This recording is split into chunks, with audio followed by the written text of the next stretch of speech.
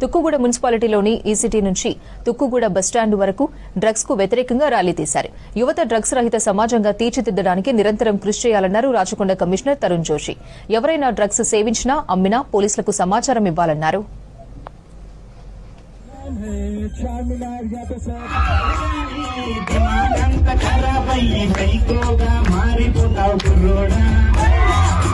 యువతే దేశానికి ఆదర్శం అవుతాదా అది మరిచి నీకు ఎందుకు రాని గోలా మత్తుకు బానిసైలో. మరి ఈరోజు సామాజిక సమస్యగా మారబోతున్న సందర్భంలో తెలంగాణ ప్రభుత్వం తీసుకుంటున్న చర్యల్లో భాగంగా డ్రగ్ రహిత జిల్లాగా డ్రగ్ రహిత రాష్ట్రంగా మనము రూపొందాలంటే మీ అందరి భాగస్వామ్యం కూడా అవసరము. చాలా సందర్భాలలో యూత్ చాలా బలంగా అనుకుంటారు, ఖచ్చితంగా నాకు ఏదో ఒకటి దేశం కోసం చెయ్యాలి, ఏదో ఒకటి నేను ఎట్లా దీంట్లో పార్టిసిపేట్ అవ్వాలి, నాకు కూడా దేశం గురించి చేయాలన్న ఉత్సాహం ఉంది అని చెప్పేసి.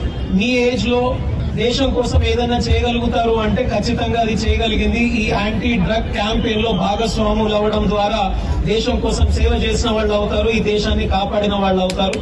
ఖచ్చితంగా మీరు ఆలోచిస్తారని, మీ మిగతా వాళ్ళకు కూడా, మీ ఫ్రెండ్స్ కి, మీ బంధువులకు కూడా దీని గురించి తెలియజేస్తారని చెప్పేసి, మనకు కొన్ని క్షణాల మత్తు కావాలా, కొన్ని క్షణాల సుఖం కావాలా, కొన్ని క్షణాల ఎవరికి అర్థం కాని హై కావాలా, ఒక ప్రశాంతమైన జీవితం కావాలన్నది ఆలోచించుకోవాల్సిన అవసరం ఉంది.